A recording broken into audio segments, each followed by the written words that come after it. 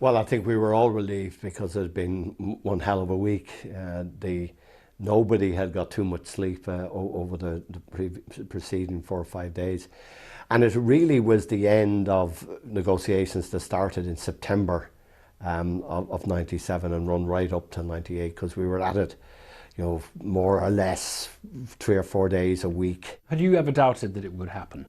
Oh, I did. I mean, the weeks up to it, there were a lot of difficulties. I mean, the issues were enormous. It's good for people to reflect back now what the issues is. It's a different generation of leaders and people, but the big issues of the time were the constitutional position. There was the issue of decommissioning of arms, the prisoners issue, the reform of policing, which was a total change of the old Royal Ulster Constabulary, and then the huge legislative base, which was around the criminal justice, the equality legislation. There were big ticket issues. A sad side story, your mother died in the days before. Yeah, my mother took a heart attack on the Sunday morning, just as I was involved in the talks, and she died on the Monday. So the removal was the Tuesday, and she was buried on the Wednesday. So I was literally going from Dublin to Belfast for the talks, and there all the time, and then just back for the funerals. Holding your head together at all at a time like that? Yeah, well, like a lot of these things, when you think back at them, you wonder how you did that. But I think, I was conscious, because you've been involved in the process for months, and you realise that there's a deadline. You realise everyone was working to that deadline, and I just had to work with it too. So it was just, you had to get on with it, and that was it. I'm interested in your view of the DUP. They obviously became, a few years later, they became the dominant party on the unionist side in Northern Ireland, and they weren't there. Did you think of them as an irrelevance, or did you think, what was your view of the DUP? No, I was sorry that they weren't there. They had played a constructive enough engagement in the talks in 91, 92. Those talks broke up without really getting anywhere, but it's still, there were talks. Then they were involved in the talks in 97 and 98, but they had pulled out at that stage as well. I would have preferred them in, because we always said that what we were trying to achieve was a comprehensive, inclusive process. Of course, they opposed the Good Friday Agreement. They were on the no side of the vote in May of 98, but they were usually on the no side of everything in those years and those days. There was a moment in 2004 when everyone wants the DUP to come in. They'd become the biggest party on the unionist side in Northern Ireland. You met with Ian Paisley and prayed with Ian Paisley in the Irish Embassy in London. Tell me about that. Yeah, that was our first formal meeting. We had great difficulty in deciding where the meeting would be. Finally, as a compromise, he suggested the Irish Embassy. He had his prayers. I joined in with his prayers. So, it's a very strange way for diplomacy to be conducted, I think. Yeah, it was just the two of us at the breakfast table, and we had a very good breakfast and a very constructive discussion. At the end, he said, I'll go, I said, we'll have a press conference. I wanted to have a joint press conference. He didn't, so he said, I'll go out first. But he said, I'll do another good sign of goodwill. I'll stand in front of the Irish flag, and I'll make it look as if it's a mistake, which he did. He said that? He did. And then he went out, and the huge assembled media, he said he had breakfast with me, and he said he had a hard-boiled egg, a very hard-boiled egg, because he said he knew if there were hard-boiled eggs, I couldn't have poisoned them. So I afterwards said he never took the orange. In a funny sort of way, we're celebrating marking the 20th anniversary of the Good Friday Agreement. It wasn't really until the St Andrews Agreement that actually, frankly, most people don't remember, that the DUP came on board. And you then had Martin McGuinness and Ian Paisley in this triumvirate running Northern Ireland. Isn't that really the moment when something really big has happened? These people you could never conceive of having worked together. I think that was the great. I think there are two bits on this. Maybe there's three. There's still one to play out. But the first bit was the Good Friday Agreement. The huge success of the Good Friday Agreement was that it ended the political violence, except for a few incidents by dissidents which were very serious, like the Omagh bombing, which was immediately after the agreement. But that ended the violence. It wasn't till 2007 that we really got the political institutions to work fully, and they worked very well until the last 15 months. I think that the last part is to get that sustainability going forward, which I think will happen, but it's still the bit to play out.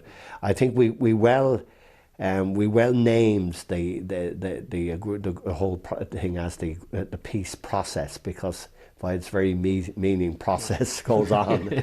It's a journey. So we're still on that journey. I mean, Brexit's obviously going to complicate this whole task enormously, because you can't conceive of there being a physical border of any kind. No.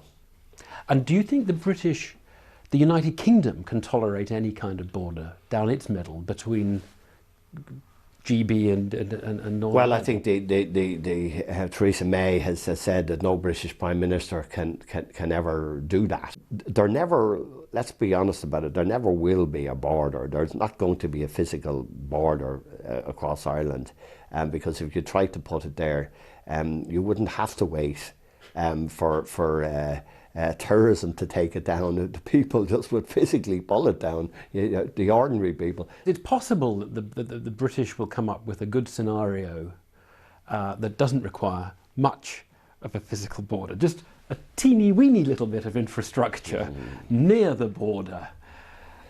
Is that going to work? Is that going to be acceptable? I think we've had 20 years plus now of just absolute free movement. Yeah. And I think the British government, the solution, Brexit is a disaster for Ireland. I mean, it's no good. I just wish it didn't happen, but I accept that it did. But the only resolution is that the customs union, if it's fairly close for the whole of the UK, not just not special status for Northern Ireland. For everybody. I'm not with the special status for Northern Ireland, because I don't, there's a whole lot of problems about it work. But if the customs union, whatever the trade, let's say customs union equals trade agreement, if that trade agreement is fairly close with what's presently there, I think, forget about Ireland for a minute, I think that would be good for the UK's economy. Here's the thing, the choice that might face Ireland in the next 12 months. Ireland has to either accept some British proposal with a teeny weeny bit of infrastructure near the border, or Ireland has to say, no, we're holding out for Britain in the customs union and with quite close alignment on rules. And we want the EU to back us on that. And if the EU backs us on that, we're willing to say no transition, no nothing. Britain, you have the most horrendous of all Brexits unless you give us that. That may happen. Ireland will have to choose to play hardball with the EU on its side. Now, would you recommend Ireland takes that approach? Yeah, I think that's that. I mean, hopefully that is not the scenario, but it is. I accept your analysis that could happen, and I'm afraid the answer to that is we have to play hardball. Of course, one of the things the Good Friday Agreement said was that if the majority population in Northern Ireland chose to be part of a united Ireland, then that would be what happens. The Northern Irish decide. Do you think Brexit has made that more likely? It depends what the fallout of Brexit is. But my own take on it is to have a border poll, and even though I was the one who put it into the Good Friday Agreement, to have it in circumstances where there's not sustainability and there's not workability of the whole institution would be the wrong time to do it. The only time a border poll is worth having when a sizable number, whatever it is, it'll never be huge, but a sizable number of unionists and loyalists believe that they can join and share with Republicans and nationalists in a new Ireland. So it's not a kind of 52-48 in the polls for 3 weeks. No. Let's have a border poll. Just one last question. Good Friday Agreement 1998. Do you think anything could have stopped that happening in 1988 or 1978? I mean, what actually changed in the 20 years beforehand, apart from a lot of people needlessly dying Yeah, to make it possible in 98? It is a risk for sovereign governments to deal with people who are engaged in violence, and you can't do it without them signing up to peaceful means and moving towards peaceful means, which isn't easy, particularly when paramilitary organisations are not disciplined as much as they should or could be. But that was the difference. The reason it went on so long was that we didn't bring in those who were actually involved and causing, some of them causing the violence by physical violence, some of them causing it by what they were saying. So I think that was the difference in 98. Bertie Ahern, thank you so much. Thank you.